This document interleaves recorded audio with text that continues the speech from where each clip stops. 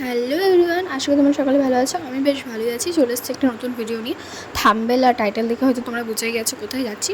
তো সেখানে গিয়ে কী করলাম, কেমন মজা করলাম সবটা শেয়ার করবো, দেখতে থাকো। সো চলে এসেছি, এইটা হচ্ছে আমার দিদুন বাড়ি, মামা বাড়ি একটাই। তো দেখতেই পাচ্ছ পরিবেশটা এতটাই সুন্দর, আর পুরো বাড়িটা দিদুন বাড়ি। আর ওই যে হেঁটে আসলে ওইটাই হচ্ছে আমার দিদুন। তো পরে দেখাচ্ছে ওইটা। আর এখানে আসলে আমার খুবই ভালো একটা ফিল হয়। আর এখানে যে ব্যাকগ্রাউন্ডটা একটা সাউন্ড হচ্ছে না, পাখির সাউন্ড, ওটা কোনো ব্যাকগ্রাউন্ড সাউন্ড না, এইটা এখানকার আসল একটা সাউন্ড, যেটা খুব সুন্দর। আর দেখতেই পাচ্ছ বাড়ির থেকে বেরোলে পরে এত সুন্দর একটা ভিউ। ও মাই গড, গ্রামেই এগুলো দেখা যায়, আমাদের এখানেও এটা পাওয়া যায় না। আর দেখো দিদুন বাড়িতে কত রকমের গাছ, কি গাছ নেই বলবো, সব রকমের গাছ আছে। তোমরাই দেখো, লেবু গাছ থেকে শুরু করে যাবতীয় সব গাছ এখানে আছে। দিদুন বাড়ির খুব পাশেই তেজপাতা আর আমের বাগান আছে, সেখানে আমি বেশিরভাগ টাইম বসে থাকি এখানে আসলে পরে। এখান থেকে ভিউটা খুব বেশি সুন্দর লাগে, আর এখানকার আবহাওয়াটা খুব ভালো লাগে। দিদুন বাড়িতে আমরা এমনি আসিনি, কিছু কারণের জন্য এসেছি, সেটা তোমাদের সঙ্গে কিছুক্ষণ পরে আমি শেয়ার করছি। তো এই দেখতেই পাচ্ছ দিদুন আর আমার বড় মাসি মিলে, আমার মা শাশুড়ি মা হচ্ছে 3 বোন, তো এখানে আমার বড় মাসি আর দিদুন মিলে ঢেকিতে চাল কুটছিল, আমাদের জন্য পিঠা রান্না করবে দিদুন, তাই। আর এইদিকে আমার বড় মাসি হচ্ছে লুচি ভাজছিল, দিদুন লুচি গুলি করে দিচ্ছিলো, আর আমি লুচি বেলছিলাম। তো আমারটা ভিডিও করা হয়নি, দিদুনদেরটাই ভিডিও করেছি। কথায় আছে না, দিদা বাড়ির আদর কোনোদিনও ভোলা যায় না।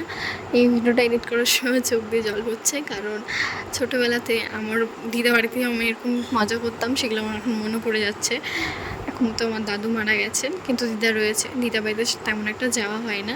এখানে দিদুন বলছিল যে, মানে আমি রান্না করার কথা ছিল মাংস, তো দিদুন বলছে তাহলে তোকে আর রান্না করতে হবে না, আমিই করে দিচ্ছি, তুই যেভাবে করতে হবে বল। তো আমি বললাম যে না, তুমি সরো, আমিই করে দিচ্ছি। আর এদিকে আমার বড় মাসি মশলা বানিয়ে দিচ্ছিলো, এখানে তো আর মিক্সি নেই, সব পাটাই বানিয়ে দিচ্ছিলো। দিদুন বাড়ি গিয়ে আমি প্রথমবার দেশি মাংস রান্না করেছিলাম, আর ভালোও হয়েছিল, সবাই তো ভালো বলেছিল, আমিও খেয়েছিলাম, ভালোই লেগেছিলো। আর এখানে আমি ঝোল দিয়ে দিয়েছি, কেমন লাগছে দেখতে তোমরা একটা কমেন্ট করে বলো তো। আর দেখো আমি ভিডিও করছি আর রান্না করছি। খাওয়া দাওয়ার পর বেশ কিছুক্ষণ রেস্ট নিয়েছিলাম, তারপরে এই দেখো রেডি হচ্ছি, কোথায় যাচ্ছি সেটা ভিডিও দেখলেই বুঝতে পারবে। তো চল হালকা করে মেকআপ করে বেরিয়ে যাওয়া যাক। তারপরে বেরিয়ে পড়লাম আমরা সবাই মিলে। আমাকে কেমন লাগছে এটা অবশ্যই কমেন্ট করে জানাবে। তো বলেই ফেলি, আমি এসেছিলাম আমার শাশুড়ি মায়ের দাদার মেয়ের বিয়েতে, মানে আমার ননদের বিয়েতে। আমরা পৌঁছানো কিছুক্ষণের মধ্যে বরের গাড়িও চলে এসেছিলো। আমি এখানে তেমন একটা ওকে চিনি না, তাই জন্য আর তেমন মজাও করতে পারিনি।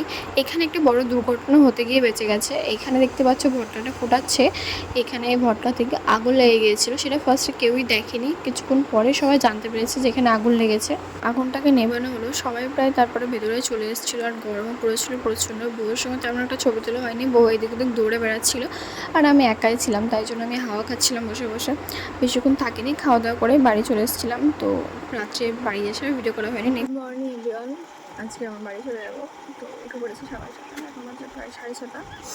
তো মানে একটা সুন্দর ওয়েদার মিস করবো। আমি জানলার পাশে বসে আছে, সকাল সকাল পাখির ডাকে ঘুম ভাঙলো। যাই হোক, আর রোদগুলো এত সুন্দর লাগছে, ওই দেখো জল আর জল, চারিদিকে খালি জল।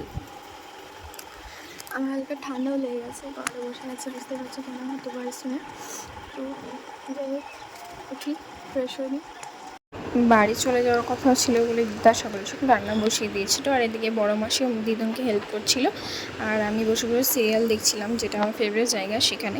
আর এখন তো খুব মিস করছি, সেই দিনটার কথা মনে পড়লো আমার এত খারাপ লাগছে যে আবার কবে যাবো ঠিক নাই, যাওয়া হয় না। আমার দিদুন বাড়ি হচ্ছে নালাগোলা থেকে অনেকটা ভেতরে, তো তেমন একটা যাওয়া হয় না আমার ওইদিকে।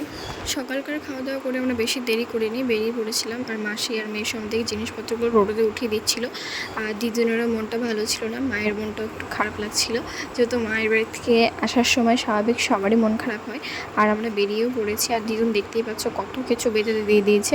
আর এখান থেকে ভিউটা দেখো, ব্যাস আমার তো জাস্ট অসাম লাগছিলো এই ভিউগুলো দেখতে। আমি জাস্ট এগুলোই দেখছিলাম, আর মা গল্প করছিল টোটোওয়ালা দাদাটার সঙ্গে। আর আমরাও বেরিয়ে পড়েছি শাশুড়ি বৌমা মিলে। তো আশা করি তোমাদের ভিডিওটা ভালো লেগেছে, কেমন লেগেছে না লেগেছে, আমার যদি কোথাও ভুল হয়ে থাকে সেটা কমেন্ট করে অবশ্যই তোমরা সকলে জানাবে। আর দেখা হচ্ছে নেক্সট ভিডিওতে। Tata, thanks for watching.